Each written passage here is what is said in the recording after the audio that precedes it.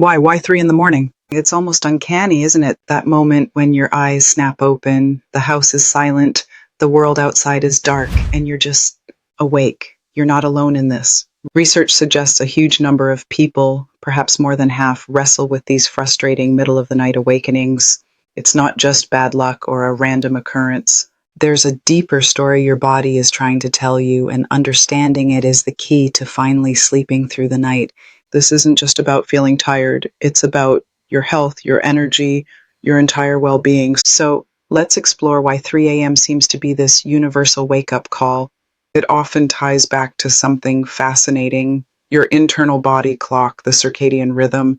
Think of it as your personal biological schedule keeper. It manages when you feel sleepy, when you feel alert, even when certain hormones get released to control energy, digestion, and mood. Now, this internal clock isn't static. It shifts subtly throughout life, much like other physical changes you might notice.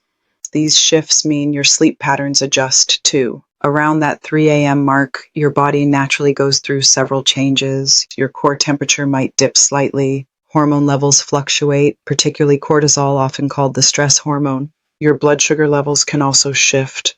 Normally, these changes are smooth, happening beneath the surface while you sleep soundly. But as this internal timing mechanism adjusts over time, these shifts can become more pronounced, more noticeable.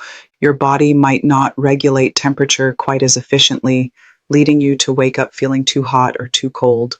That cortisol level, instead of staying low to promote rest, it might spike prematurely, creating a feeling of restlessness even when you're exhausted. It's a physiological nudge saying something's up. And here's something else. Sleep structure itself changes. You naturally spend more time in lighter stages of sleep compared to the deep restorative sleep you might remember from younger years. What does this mean? It means you're more easily disturbed. A creak in the floor, a distant siren, even just rolling over in bed, things that wouldn't have woken you before can now pull you right out of sleep. And once you're awake, that's when the mind often kicks into high gear. Thoughts about yesterday, worries about tomorrow, maybe just a random internal chatterbox starts up, making falling back asleep feel impossible. It's incredibly frustrating.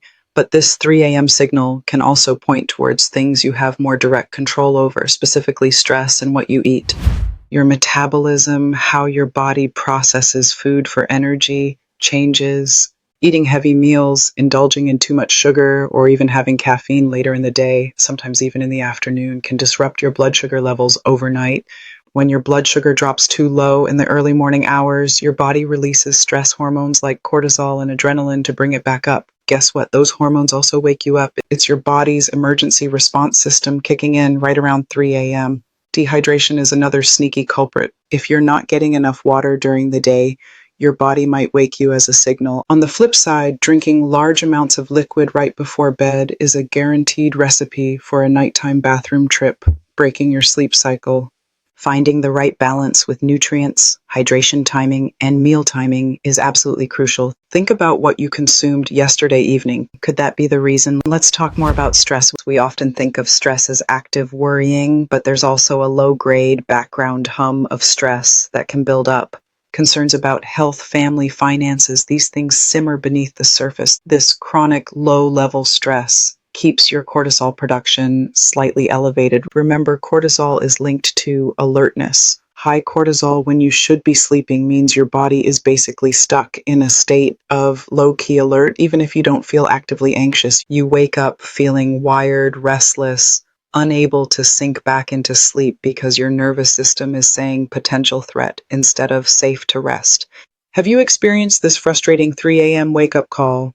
Share your experience in the comments below. You're definitely not alone in searching for answers. Here's another factor often overlooked. How are you breathing? As we navigate life, breathing patterns can sometimes become shorter, shallower, more focused in the chest. This type of breathing keeps your nervous system slightly activated in that fight or flight sympathetic state. It increases your sensitivity, making you more likely to wake up. The secret here, learning to breathe deeply and slowly, using your diaphragm, that big muscle under your lungs. Try this. Inhale slowly for a count of 4, gently hold for 4, and exhale slowly for 4. This simple technique sends a powerful signal to your nervous system that you are safe, shifting you towards the rest and digest parasympathetic state, making it much easier to drift back to sleep. Practice it during the day so it becomes second nature when you need it at night. Now, let's consider an organ that works hardest while you sleep, your liver. Your liver's peak detoxification time is generally between 1 a.m. and 3 a.m., or perhaps 2 a.m. and 4 a.m., depending on the source. If you consistently wake up around this 3 a.m. window, it could be a subtle sign that your liver is working overtime, feeling a bit strained. What strains the liver? Think heavy meals late at night, processed foods, or maybe alcohol consumed before bed. These things force the liver to work much harder during its prime detox hours, and this increased activity can actually cause you to wake up. Supporting your liver can make a surprising difference. This involves cleaning up the diet, focusing on whole foods, especially things like leafy greens. Beets are also fantastic for liver support due to their unique compounds. Speaking of which, some find beetroot extract helpful for overall circulatory and metabolic health, which indirectly supports the body's natural rhythms. Our sponsor offers a beetroot extract called Ultrabeet, conveniently in capsule form, which is great if you're not keen on the taste of raw beets. It's designed to support healthy blood flow and provide antioxidant support, which can be beneficial. There's a link in the description with more info and a discount code if that's something you'd like to explore. But the core principle is simple: ease the burden on your liver, especially in the evening, and it might just let you sleep through its busy shift. Your sleeping environment plays a massive role too. We often underestimate this. What's the ideal temperature for sleep? Research points to somewhere around 65 degrees Fahrenheit, which is about 18 degrees Celsius. Cooler temperatures signal to your body that it's time for deep restorative sleep. A room that's too warm can easily lead to restlessness and awakenings. And then there's light. Even tiny amounts of light from a phone charger, a digital clock, or street lights leaking through the curtains can trick your brain. Light exposure suppresses the production of melatonin, the crucial sleep hormone. Your brain thinks, light, must be morning, even if it's pitch black outside. The solution? Make your bedroom a cool, dark sanctuary. Use blackout curtains, cover any electronic light sources. Consider a comfortable sleep mask. You want complete darkness to maximize melatonin production. Here's a habit many fall into that actually sabotages sleep: checking the clock. You wake up, your first instinct is to see what time it is. Don't do it. The moment you look at the clock, your brain activates. You start calculating, how much longer until I have to get up? How long have I been awake? This immediately triggers frustration, anxiety, maybe even anger. These emotions release more stress hormones, making it even harder to fall back asleep. Train yourself to resist the urge. If you wake up, stay calm. Accept it as a momentary thing. Stay relaxed in bed. Focus on that slow, deep breathing we talked about. Tell yourself it's okay, you can rest even if you're not fully asleep. Avoid turning that brief awakening into a major stress event. Remember, sleep isn't just about what happens at night. It's deeply connected to your entire 24-hour cycle. How you start your day significantly impacts how you sleep later. One of the most powerful things you can do: get natural sunlight exposure shortly after waking up. Why? Sunlight hitting your eyes helps to reset your internal clock, that circadian rhythm. It anchors your body's schedule, telling it, okay, this is morning, which helps regulate melatonin production for the next night. Just 5 or 10 minutes of outdoor light, even on a cloudy day, can make a difference. Open the curtains wide, step outside if you can. It's a simple but profound signal to your biology. Movement is also key, especially morning movement. This doesn't mean you need to run a marathon. A simple walk, some gentle stretching, maybe some Tai Chi. These activities help regulate your energy levels throughout the day. They improve circulation, release physical tension, reduce those background stress levels, and ultimately prepare your body for better rest at night. Think of it as tuning your body's engine for optimal performance, which includes the crucial shutdown process of sleep.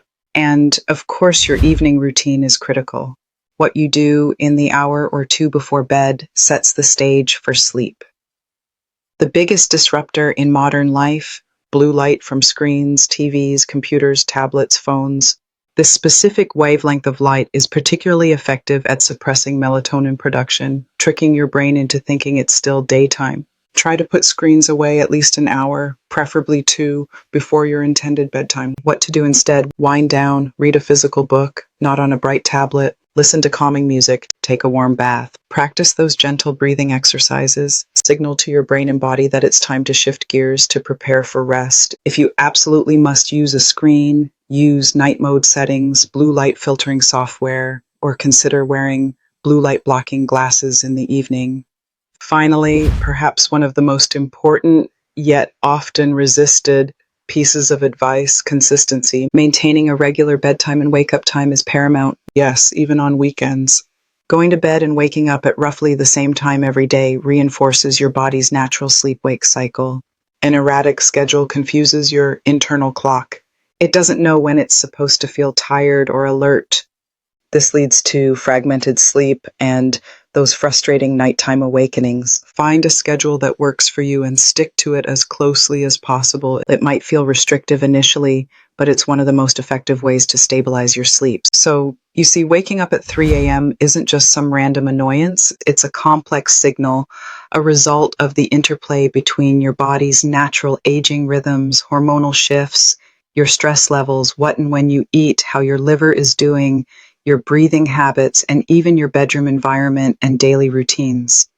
The good news is that by understanding these factors, you gain power. You can start making targeted adjustments. Focus on managing stress through techniques like deep breathing.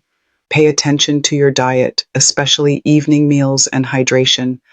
Optimize your sleep space to be cool, dark, and quiet.